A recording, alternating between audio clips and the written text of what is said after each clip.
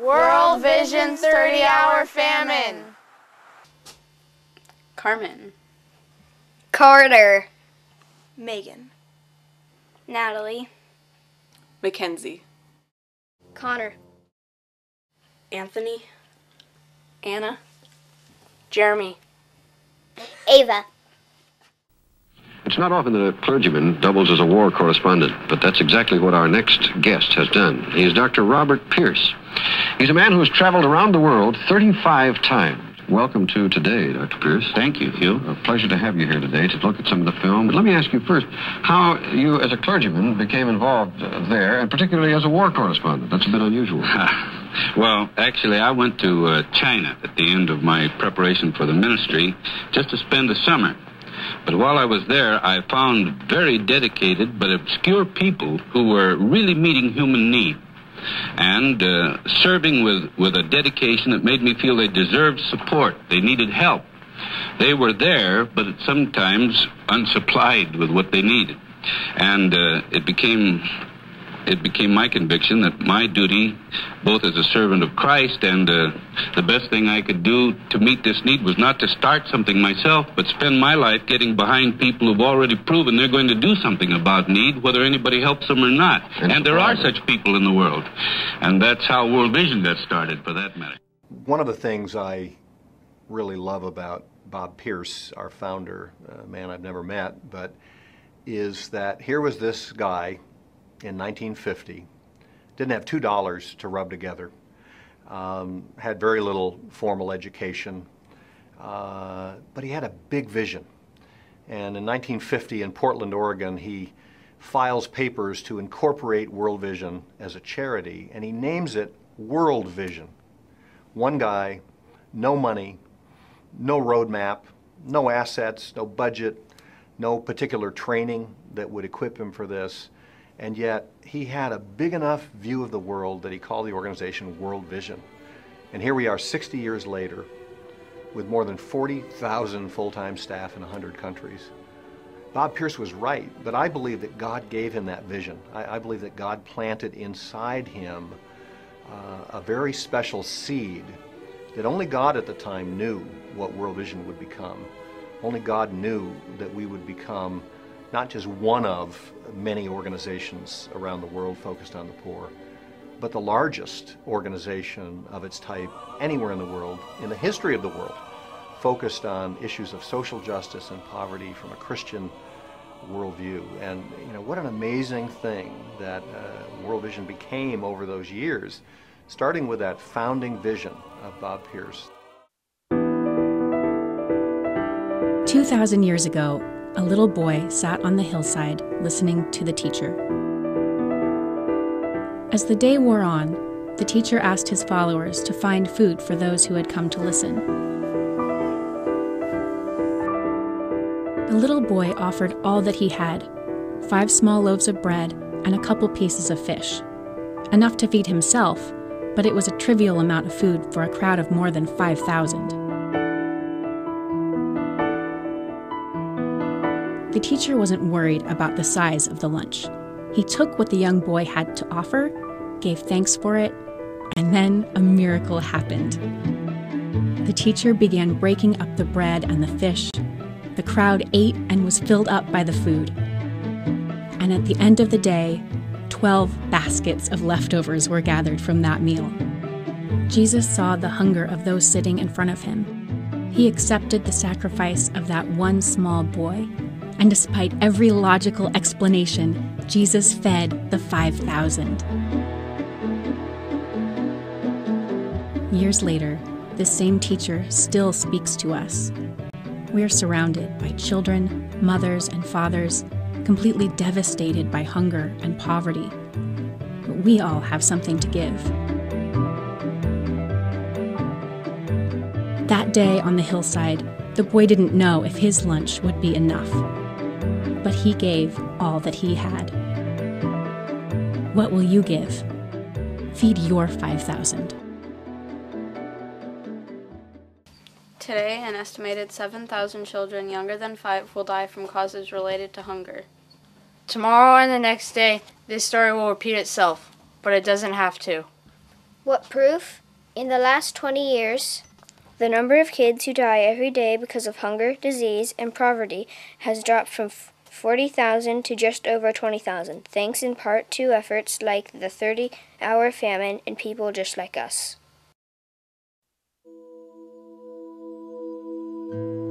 On a rooftop, you sit alone and practice your favorite game. From up here, you can see the path your dad took when he left. He went to India to find work so you could afford to eat. But instead of getting money, he got sick. Real sick. You are 10. You are Sarita. This is where you, your mom, and your 5 brothers live. The tiny space between 2 houses turned into a long, narrow room. It's really just a windowless hallway with a dirt floor. You have nothing much. A few blankets, a fire, a pot, but nothing to put in the pot.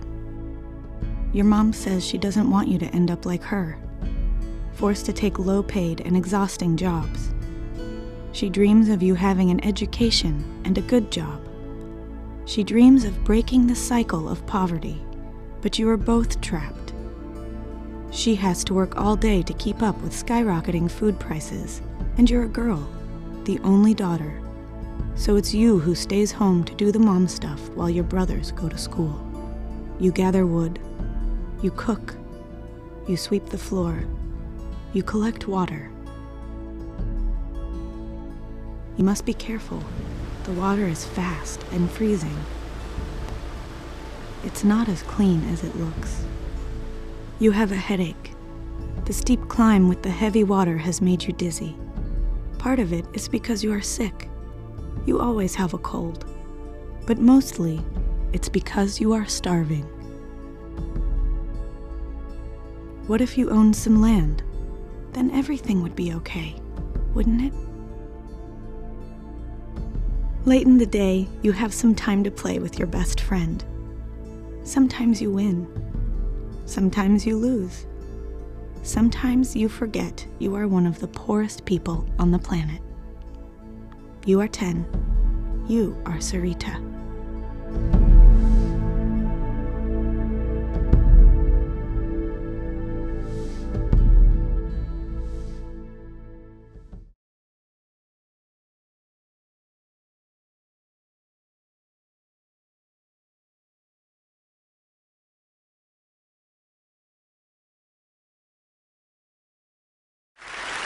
The stories we tell about each other matter very much.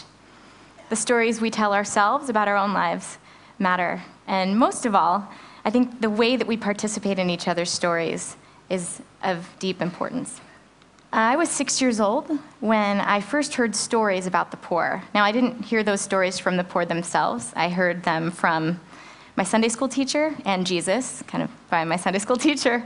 I remember learning that people who were poor needed something material, food, clothing, shelter, that they didn't have. And I also was taught, coupled with that, that it was my job, this classroom full of 5 and 6-year-old children, it was our job, apparently, to help. This is what Jesus asked of us, and in that he said, what you do for the least of these, you do for me. Now, I was pretty psyched. I was very eager to be useful in the world. I think we all have that feeling. And also, it was kind of interesting that God needed help. That was news to me, and it felt like it was a very important thing to get to participate in. But I also learned very soon thereafter that Jesus also said, and I'm paraphrasing, the poor would always be with us. This frustrated and confused me. I felt like I had been just given a homework assignment that I had to do, and I was excited to do, but no matter what I would do, I would fail. So I felt confused, a little bit frustrated and angry, like maybe I'd misunderstood something here, and I felt overwhelmed.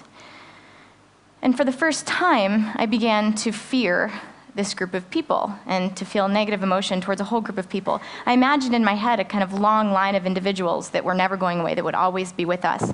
They were always going to ask me to help them and give them things, which I was excited to do, but I didn't know how it was going to work. And I didn't know what would happen when I ran out of things to give, and especially if the problem was never going away. In the years following, the other stories I heard about the poor growing up were no more positive. For example, I saw pictures and images frequently of sadness and suffering. I heard about things that were going wrong in the lives of the poor. I heard about disease. I heard about war. They always seem to be kind of related. And in general, I got this sort of idea that the poor in the world, lived lives that were wrought with suffering and sadness, devastation, hopelessness. And after a while, I developed what I think many of us do, this predictable response, where I started to feel bad every time I heard about them. I started to feel guilty for my own relative wealth, because I wasn't doing more, apparently, to make things better. And I even felt a sense of shame because of that. And so, naturally, I started to distance myself. I stopped listening to their stories quite as closely as I had before. And I stopped expecting things to really change. Now, I still gave. On the outside, it looked like I was still quite involved. I gave of my time and my money. I gave when solutions were on sale. The cost of a cup of coffee can save a child's life, right? I mean, who can argue with that? I gave when I was cornered, when it was difficult to avoid.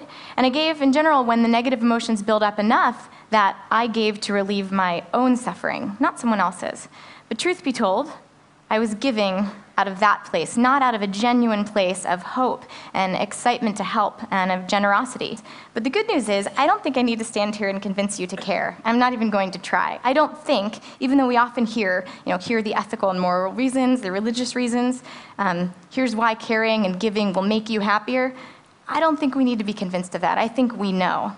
In fact, I think we know so much, and that it's such a reality that we care so deeply, that in fact what usually stops us is that we're afraid to try and to mess up, because we care so very much about helping each other and being meaningful in each other's lives. So what I think I can do today, the best thing I can give you, I've given you my story, which is the best I can do. And I think I can remind us that we do care. I think we all already know that. And I think we know that love is resilient enough for us to get out there and try. Just a sec.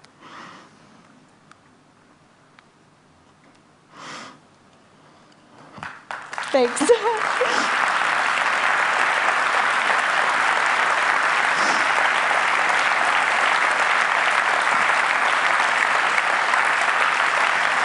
Thanks. For me, the best way to be inspired to try is to stop and to listen to someone else's story. And I'm grateful that I've gotten to do that here at TED.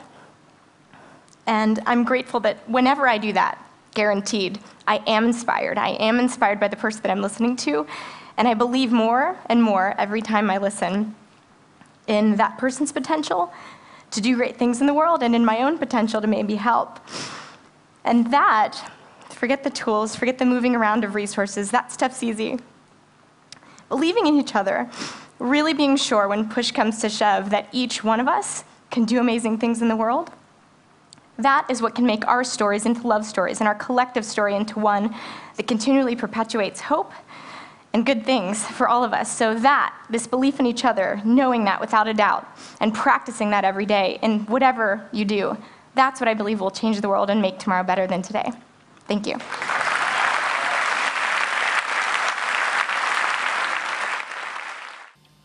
Our Father, who art in heaven, hallowed be thy name. Thy kingdom come, thy will be done, on earth as it is in heaven. Give us this day our daily bread. And forgive us our trespasses, as we forgive those who trespass against us. And lead us not into temptation, and deliver us from evil. For thine is the kingdom, and the power, and the glory, forever and ever. Amen. 12 people times $30 each equals $360. That can feed a child for 1 year. Isaiah 58. Share your food with the hungry and bring poor homeless people into your home. When you see someone who has no clothes, give him yours. Then your light will shine like the dawn, and your wounds will quickly heal. Your God will walk before you, and the glory of the Lord will protect you from behind. World Vision's 30-hour famine. Feed your 5,000.